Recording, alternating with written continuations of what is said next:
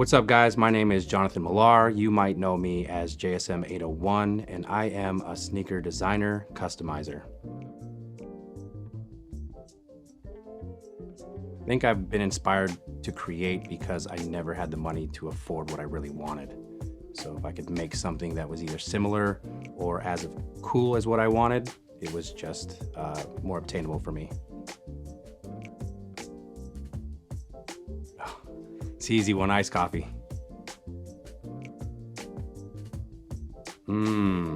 This one's very tough for me to answer this one, but I'm gonna go ahead and go with, let's do red. I do a lot of stuff with red.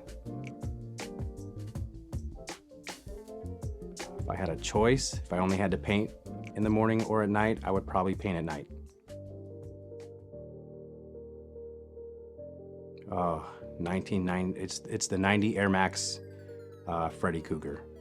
It is hands down my favorite custom to date. I did a collab with my brother Tragic 1993.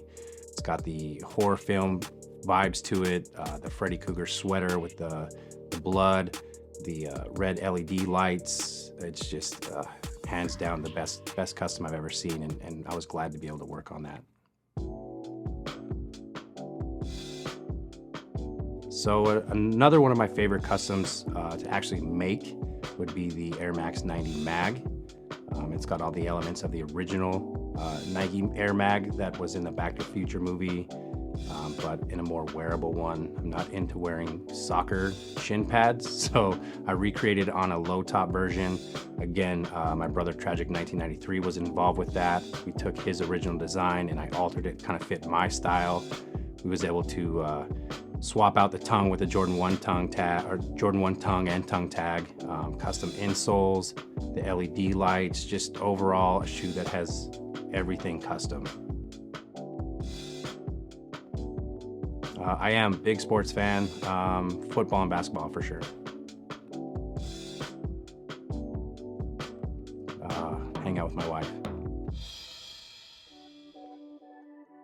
I'm actually moving in from doing just painting customs to doing full recon, so I'll be building sneakers from scratch.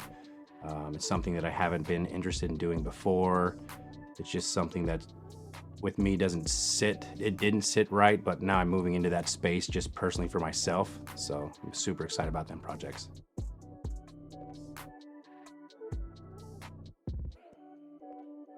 I think I do have this balanced pretty well. First, I have a wife and kids that are very supportive of what I do, so that makes it easy. But I currently just moved my studio back into my home. I built out my garage, so Linda, thank you for that, allowing me to do that. But it's easy. I work at home, my kids come home from school, I'm there. When they go to bed, I'm there. So I can walk 3 steps into my house and 3 steps back into my studio. So it's easy to find the time for both.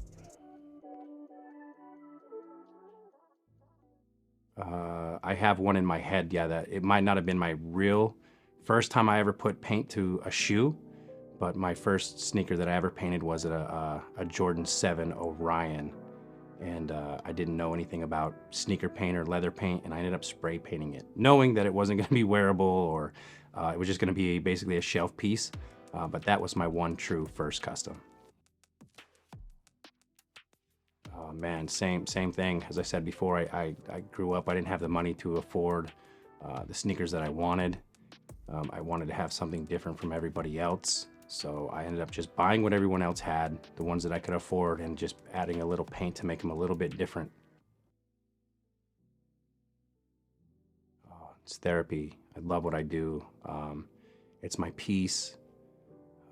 It's gotten me through some of the hardest times of my life, just being able to paint.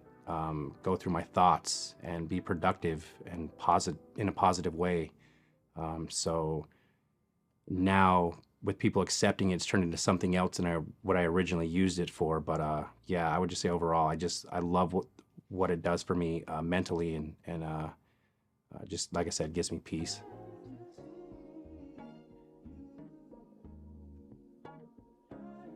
That one is a little bit tougher for sure, but I think this day in my career, I have very loyal customers, clients that know my style, they engage or reach out to me to do a custom because they like my style.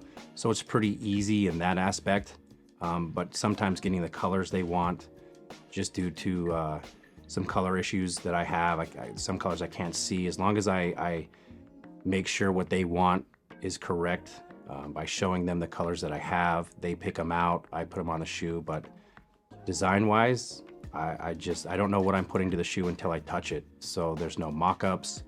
They just have to have a lot of faith in me. And sometimes it works out and sometimes I have to adjust some things. But overall, my clients know what kind of style I do, and they enjoy it. So I'm blessed for them. So.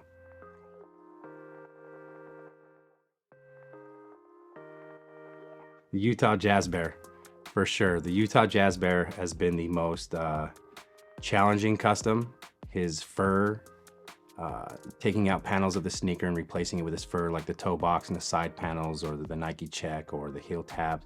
Whatever piece, I have to cut his fur, and my whole studio is covered in his fur. You know, if it's a hot day out in my garage, my skin's kind of sticky. It sticks to my neck, sticks to my face. And it's hard to sew because you can't really see because his fur is so long. So that's very challenging, but at the same time, it's very rewarding, and it's a cool custom for sure, very unique. I honestly like listening to depressing music, sad music. The mood that it puts me in, it almost pushes me. It's almost like when someone tells you no and you know you can do it. So it's motivation. So usually depressing music.